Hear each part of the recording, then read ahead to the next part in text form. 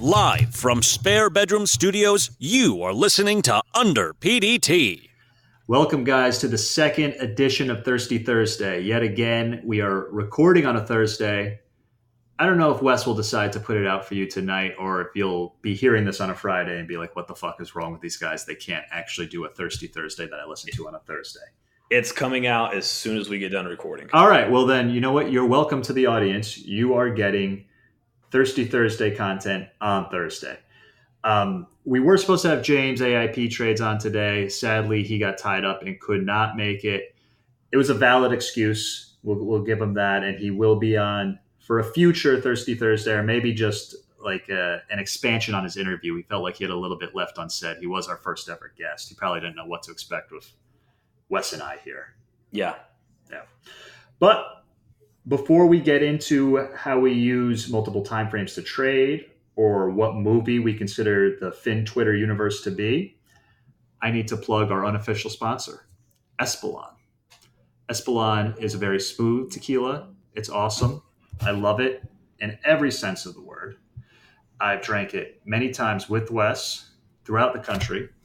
Espolon has no idea we're plugging them, but you guys should go ahead and pick up a bottle. And if you do pick up a bottle, tweet out a picture of yourself with the bottle and a receipt and say, I bought this because of the bad boys of podcasting, the under PDT boys. Then we will go ahead and we will recompensate your cost of the bottle. One way or the other, Espolon will acknowledge us. Drink responsibly. Yes, drink responsibly. We will Venmo you the cash as soon as we get the tweet. That's all you've got to do. Mention us and Espolon in the tweet with the picture. And if you are at home and you decide you really want to get aggressive on the Espolon, line up 3 shot glasses and go back to back to back. Real smoothly. That's when you're really in the Espolon family. When you do that, you are Espolon through and through. All right. Well, it's just the two of us, so who knows? We're not used to just the two of us now. We've had so many guests in the past few episodes. We might be stepping on each other's toes and cutting each other off, so bear with us. But let me ask you, Wes, how do you trade? Oh, I know you traded pretty well today. Tell me, what do you have going on this week? Tell the audience. Today was by far my best day. It's kind of been like a grind of a week for me. I know I talked to you yesterday and the market was just ripping. There was so much moving and I really didn't catch a lot. I had Etsy. It was earnings winner yesterday. I wanted to get long with that and I missed my entry. I'm not going to chase. It's not what I like to do. So really set in my hands a lot yesterday. And that can kind of put you in a funk sometimes where you see everything's moving, that you think there's so much opportunity out there, yet you didn't capture any. And that's just the way the market can be sometimes. Sometimes you're catching stuff, sometimes you're not. Today, I did make a short on Carvana, CVNA. So they had a pretty sizable gap into what I thought 55 was a pretty solid resistance level on a chart. Their earnings to me were indicative of a growth story, yet they are losing a ton of money. And as far as the car retail business goes, the margins are pretty thin. I don't know how sustainable they will be going forward, hemorrhaging money in that kind of. And we can play that they're a growth story, but for me, it's not going to do it. I'm just looking at the EPS on that. I saw obviously the positive reaction to earnings, which listen, analysts can set these things just dog shit low. It could be like it could be just a ridiculously low bar that they set for a given company because they underwrite them half the time. But I'm just seeing what the actual EPS was and. Holy crap, you're right. Yeah. So I'm actually in the Uber on the way back to my desk. I had to take my car into the shop early this morning. So I'm sitting in traffic in the back of this Uber. I'm reading this. I'm like, okay, I'm going to take a short position on this. I actually got short at 55.50 and I had a pretty quick trigger stop if something were to happen. I was going to set the stop probably about a point away. And I got back to my computer just in time for the market to open and I covered quickly at 50-50. So that was a little 5-point move to start the day off with. That was not bad. Did a RSLS today. Another one, people were really in a bind that there was so much, there's so many borrows out there. So everybody's, chanting, this is going to get crowded, watch out. And I'm like, that's like saying you're going into a situation that you don't know the outcome of with an already expected outcome. Like, how about just, let the thing open up and let's see what happens and trade it versus oh, I already know what's going to happen. There's tons of borrows out there and the float's so small. Like, look, man, I've seen crazier stuff. Why make something that's complicated more complicated? If you're making decisions about a stock based on the amount of borrows out there, there's a really good chance you're falling into paralysis by analysis. There's Yes. ulterior motives are so tricky. It's unlikely you know them anyways. Trade your indicators. Right. Right. Timing points. And we're going to talk about that using multiple time frames. But that's pretty much what I've got for the week. Everything else will be into my, hey, I made $500 here scalping, and we won't get into that stuff. So, Yeah, well, you know what, man, that those are definitely two solid trades across two different asset classes, which always is nice. I understand they're both stocks, but the reality is anyone who considers RSLS and CVNA to be the same thing, I effectively consider them two different asset classes. It's not a stock and a bond, but they might as well be two totally different things. I agree. RSLS had a 1 to 140 reverse split today. That's going to be my petition to Congress: make microcaps their own asset class, because no one. That's like how when no one knows what they're talking about it. That's when you deserve to be an asset class. And that way, they can pass a law that you have to have 50 grand minimum for a micro account. That way, when you blow up extra hard. Oh yeah, make it really hurt. That would be really kind of hilarious if people started borrowing money and just made the squeezes that much worse. Going rogue. The blow up stories would be brutal. Or maybe they could tier out the PDT program where it's like some people get 6 trades and some people get 3. That'd be nice. I actually should bite my lip, because the SECs and FINRA are just so collectively defunct and idiotic. They might be like, oh, that guy with 72 listeners has an idea. Well, those were good trades, man. I traded really well yesterday. Yesterday, I got a nice trade on Netflix. I got a nice trade on DATA. I also did really well on CGC yesterday. When the initial implosion happened, I didn't actually catch any of the reversal long. So I did very nicely on those. And then today, if you just followed what I was saying in Spartan Stocks, which, by the way, free chat room if you ever want to chat with Wes and I while we're trading, completely free, come join. If you followed what I was saying, you would have been massively green. For whatever reason, I didn't follow what I was saying. So made no sense. MNST, best trade of the day, in my opinion. It did come off a very weird reaction to its earnings, which by nature of what a lot of people have been taught in microcap trading sometimes makes them totally veer away. But when you actually get the daily aggregation candles to show green, those are the instances when you get the reversal on the EPS miss. And it's a legitimate company. It's not like some microcap that's being buried once and for all. Monster is a legitimate company, even if we make fun of the people who drink Monster too much. Oh, yeah. But yeah, you went inside candle on the 30 and up. That to me was a really solid indicator. And the same happened on the 5 on the 15. I just had it there, totally whiffed on it. Same thing in Twilio. I had a good call short today, and I just completely whiffed on that as well. They're at the top of an expanding range. They went inside candle on the 60 and pivoted. A friend of the podcast, Dan Shapiro, that's his bread and butter. That's where you see him cleaning up on Twitter every single day in high beta names. And I grouped Twilio in with the high betas. Came off a great gap yesterday. You had the reversal set up today. It was good on the 30 and 15 as well. And I was saying, yeah, watch this setup, and I didn't take any short. So that was not good. I did catch CGC. I was using the 20-day SMA on a 5-minute chart for CGC. When that turned downwards and they had broken it, I thought it was a good short indicator, and you had a little relative weakness in pot, and we're obviously a day removed from all the election nonsense. So it's in the low 44s range. So it might feel like a chase, but something we've said on the podcast before, beta has a totally different context, and being a point off the high, the whole top tick route bullshit you hear on Twitter, that's not how people actually trade. It's like how JM and I and Wes were talking about on God, was that a Thirsty Thursday? Wow, it's been a week since we recorded that. But how we were all saying, you aren't looking to pinpoint the tops, you're looking for the meat of the move. They gave a great opportunity there, and the 44.50 range is where the 20-day SMA or the 20 SMA on a 5-minute chart starts to turn down, and you also get a 20-minute pivot at the same time.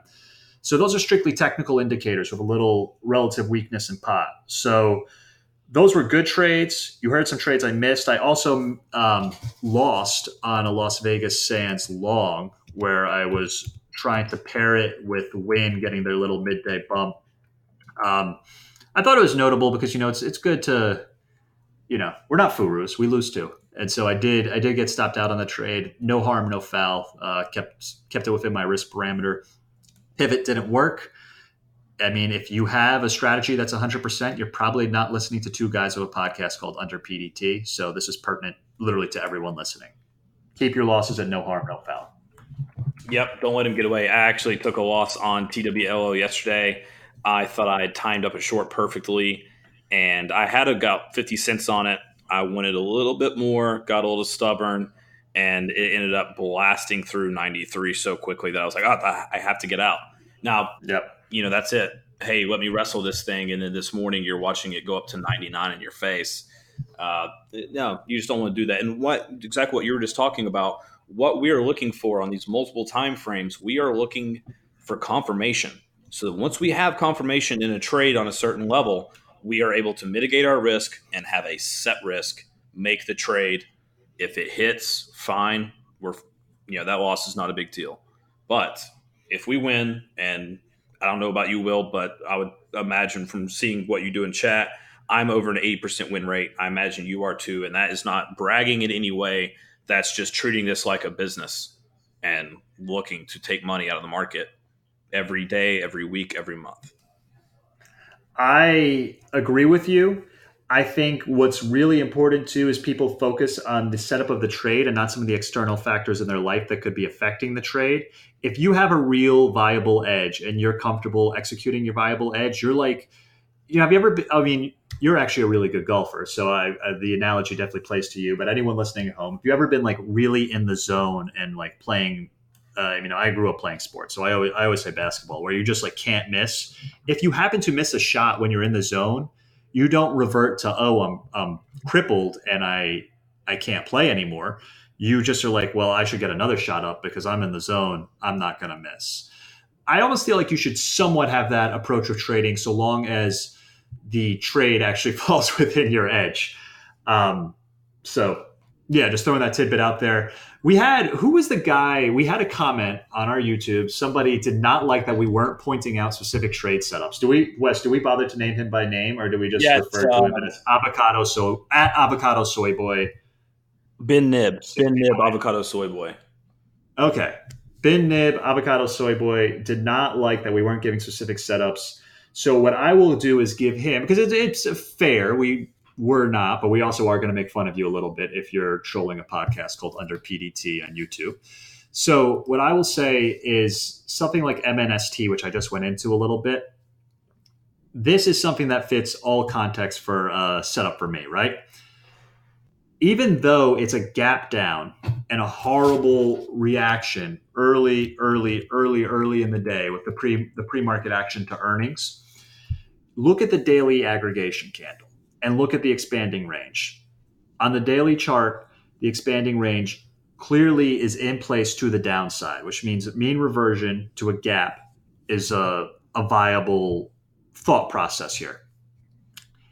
If you get the daily aggregation candle to be green, understanding the stock is obviously not green on the day, but the daily candle is still green, and you're trading on a day trading premise, put two and two together, the longs in that time frame actually are the people in positions of strength. And we're not talking about micro caps here where overhead supply can kill a stock because you have overhead supply from 100 and it's trading at 3. We're talking about a viable company. We're talking about a high beta company.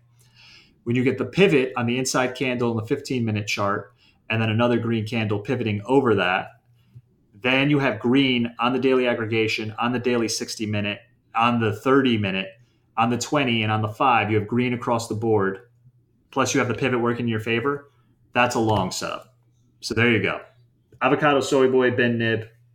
There's one for you. And I say the lesson of the story is not necessarily because, MNST exactly isn't going to play out again, but looking at more time frames being green when you are mean reverting and expanding range play. that would be like my little 2 cents. I am not afraid to throw that out there because people are way too scared of their setups being stolen, particularly small retail people. There's not enough people out there to do any damage to your edge. And two, you could put your trading rules out there for everyone to see. I mean, people are just going to do what they do. Their psychology throws them so far askew. So Right. And that's it. So right there, guys, there is a specific trade setup. If, hey, all feedback's good feedback, but this is some feedback we've gotten, so we wanted to address that. If you guys ever want us to go over some trades of the day, a chart, whatever you want, we'll certainly do it. All you have to do is reach out, give us some material to talk about.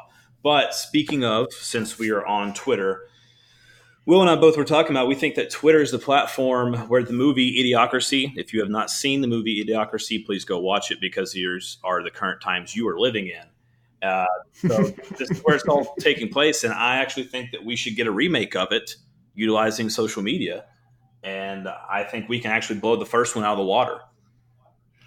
I totally agree. I mean, there's people to fill out every character, including the infamous President Camacho, played by Terry Crews. And you could almost have like a side story aside from Finn Twitter, aside from, social teenage Twitter, aside from gambling Twitter, which are, they're just hilarious universes unto themselves. You could have the Darwinism of the remake of Idiocracy, Twitter, the movie, being all the people who die taking selfies. Which is, I read some stat. There's actually a lot of that. The scary part to me is that, the first one's fiction. This one won't be. No, this is pretty real. Sprinkled in there. Oh yeah. And I mean, just Finn Twitter onto itself, you could see the people being like, "Oh, don't call out my chat room, man. That's not nice."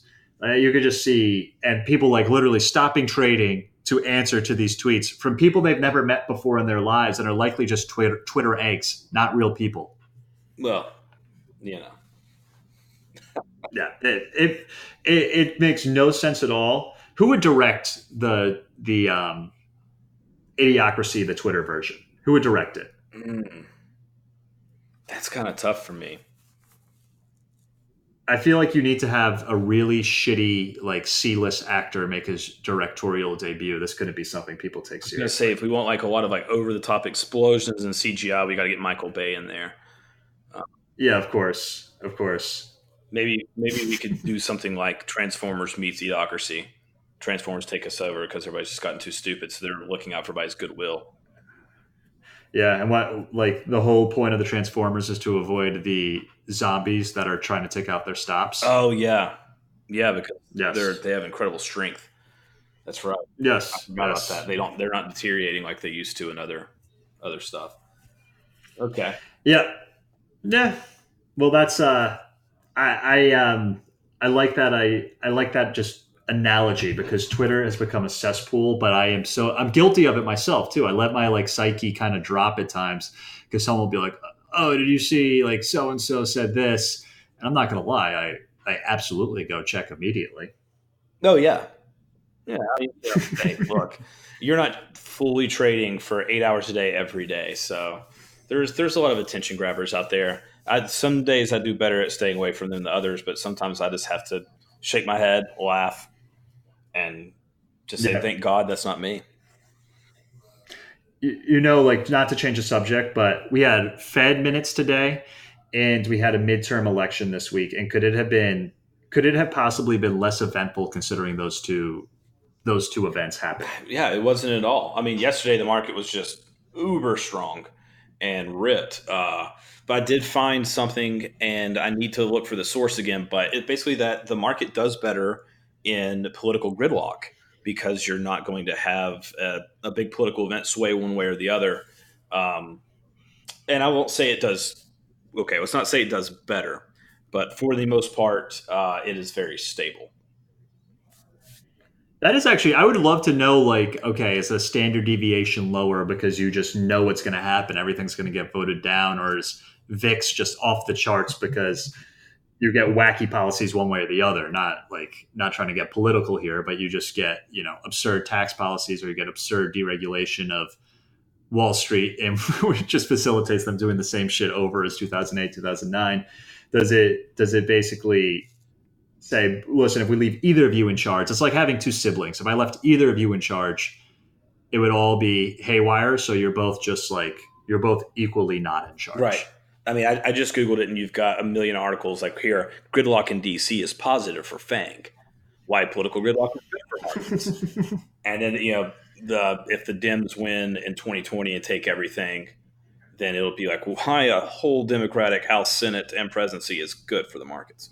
It's always good until it's bad, but Well, I think we could actually be great, not political commentators. God, we'd get fired quickly. Great market commentators, because the whole thing is two games. One, very arbitrary stats that are debatable for people who don't know what they are anyways, and scary ass headlines. So you just write like the market is going down 50% because it's a Venus retrograde and the moon is waxing.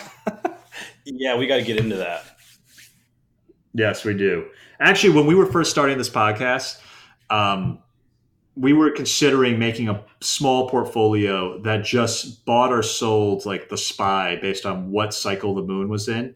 And we would stack it up against people who submitted their portfolio and see if you should really be doing that instead of doing what you're doing. And we might have to bring that back. I think so. Yeah, I do as well. But I think we're running out of time. We're probably losing our spunk with some of these people. Like, God, they're still talking. I guess just remind everyone, Espolon, it's the offer's out there. Our unofficial sponsor. Take a picture, submit yourself with the picture, the receipt, say I bought this because of the Under PDT guys. Make sure you tag Espolon in the tweet, because we are going to force them to acknowledge us, whether it's via cease and desist or whether it's via finally actually being a sponsor. And we will recompensate you for that.